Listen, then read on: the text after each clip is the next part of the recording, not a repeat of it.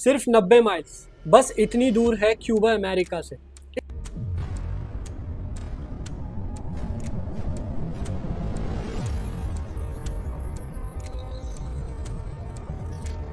एक छोटा सा आइलैंड, लेकिन इस छोटे से आइलैंड ने एक वक्त में पूरी दुनिया को न्यूक्लियर वॉर के करीब पहुंचा दिया था।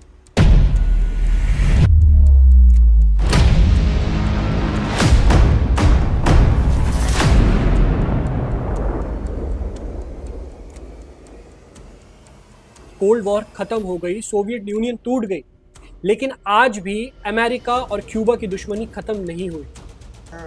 Having the honor of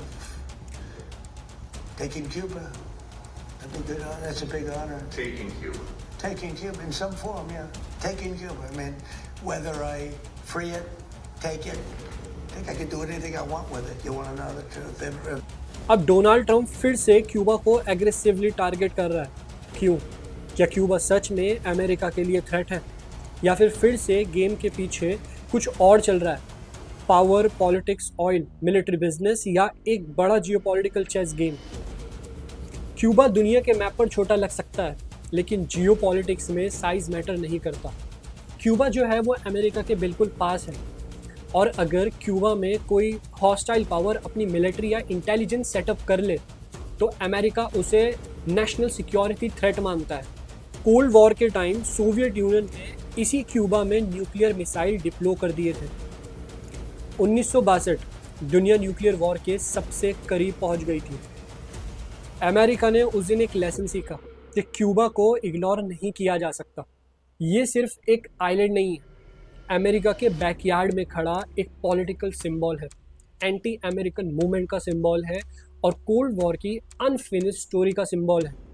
इसीलिए अमेरिका का हर एक प्रेसिडेंट क्यूबा को अलग नज़र से देखता रहा, और ट्रम्प भी एक्सेप्शन नहीं है। डोनाल्ड ट्रम्प की पॉलिटिक्स का एक इम्पॉर्टेंट पिलर रहा है स्ट्रेंथ, प्रेशर और डोमिनेंस। ट्रम्प का स्टाइल सिंपल रहा है, पहले प्रेशर क्रिएट करो, फिर नेगोशिएशन करो। चाइना हो, ईरान हो, वेनेजुएला हो या क्यूबा, ट्रम्प ने हर एक अपोनेंट के साथ same maximum pressure strategy use की। लेकिन क्यूबा के मामले में एक और फैक्टर है, वो है फ्लोरिडा पॉलिटिक्स। फ्लोरिडा अमेरिका का पॉलिटिकली मोस्ट इम्पॉर्टेंट स्टेट में से एक है, और यहाँ क्यूबन अमेरिकन कम्युनिटी का स्ट्रॉन्ग इन्फ्लुएंस है। कम्युनिस्ट गवर्नमेंट्स के अगेंस्ट हार्ड स्टैंड्स इलेक्शन में पॉलिटिकल सपोर्ट ला सकता है। लेकिन क्वेश्चन ये है कि ट्रम्प सिर्फ पॉलिटिक्स खेल रहा है, या फिर अमेरिका को सच में डर है कि क्यूबा जो है वो फिर से रशिया, चाइना या किसी और राइवल पावर के क्लोज जा रहा है। और अगर ऐसा हुआ तो वापस से कैरेबियन जो है ना वो ग्लोबल टेंशन का सेंटर बन सकता है। रिसेंट ईयर्स में दुनिया में टेंशन रैपिडली इंक्रीज हुई है। Trade war, section, military buildup, proxy conflict, और क्रिटिक्स कहते हैं कि ट्रम्प की एग्रेसिव पॉलिटिक्स ने ग्लोबल टेंशन और भी ज़्यादा बढ़ा दी है। हिस्ट्री में जंगें जो है वो सिर्फ सरहदों के लिए नहीं लड़ी गई, पैसा भी एक बहुत इम्पॉर्टेंट फैक्टर था। Oil, weapon industries, global influence. America में एक टर्म बहुत ज़्यादा फेमस है, मिलिट्री इंडस्ट्रियल कॉम्प्लेक्स। एक ऐसा सिस्टम जहां मिलिट्री पावर, पॉलिटिक्स और डिफेंस बिजनेस एक दूसरे से डीपली कनेक्टेड होते हैं। लेकिन क्या हर कॉन्फ्लिक्ट सिर्फ पैसा कमाने के लिए होता है? नहीं, रियलिटी यूजुअली बहुत ज़्यादा कॉम्प्लेक्स होती है। इंटरनेट पर आपको दो तरीके के लोग मिलेंगे। एक साइड बोलेगी कि अमेरिका दुनिया बचाता है, वहीं दूसरी साइड बोलेगी कि अमेरिका जो है वो सिर्फ और सिर्फ वॉर क्रिएट करता है। लेकिन रियलिटी जो है वो इन दोनों के बीच में होती है। असल में जो पावरफुल कंट्रीज़ होती हैं वो अपना इंटरेस्ट को प्रोटेक्ट करती हैं, चाहे रशिया हो, चाइना हो, अमेरिका हो या कोई और। डोनाल्ड ट्रम्प पॉलिटिशियन बनने से पहले एक बिजनेसमैन था। Real estate, luxury branding, casino, hotels, उनका एंटायर करियर डील्स, ब्रांडिंग और मीडिया अटेंशन पर बेस्ड था।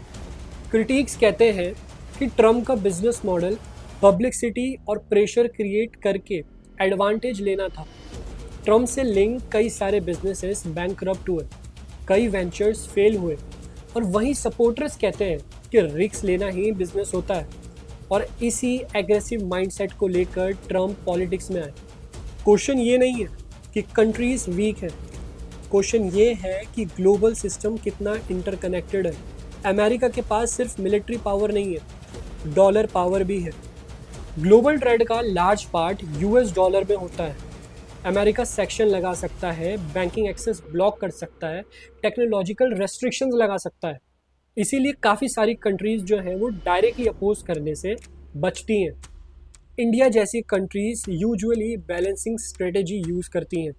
एक साइड अमेरिका, दूसरी side Russia, middle east relations और चाइना टेंशन। ये मॉडर्न जियोपॉलिटिक्स का कॉम्प्लिकेटेड चेस बोर्ड है।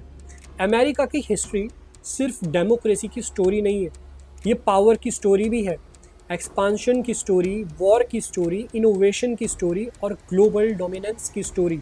वर्ल्ड वॉर 2 के बाद अमेरिका दुनिया का बिगेस्ट सुपर पावर बन गया, लेकिन हर सुपर पावर के साथ एक डर भी आता है, पावर खो देने का डर।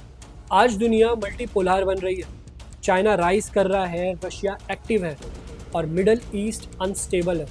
और इसी चेंजिंग वर्ल्ड में अमेरिका अपनी डोमिनेंस को मेंटेन करना चाहता है। क्या ट्रम्प क्यूबा के पीछे सिक्योरिटी रीजन से है? Politics, power, fear, business interest, global dominance, शायद सब थोड़ा थोड़ा। लेकिन एक बात क्लियर है, क्यूबा सिर्फ एक आइलैंड नहीं है, ये एक रिमाइंडर है कि ज्योग्राफी, हिस्ट्री और पावर मिलकर दुनिया का फ्यूचर डिसाइड करते हैं। एंड समटाइम्स सबसे डेंजरस वॉर गन से पहले नैरेटिव्स में शुरू होती हैं। Like, share and subscribe. ऐसी ही और इन्फॉर्मेटिव वीडियोस को देखने के लिए हमारे चैनल को सब्सक्राइब करें। Thank you.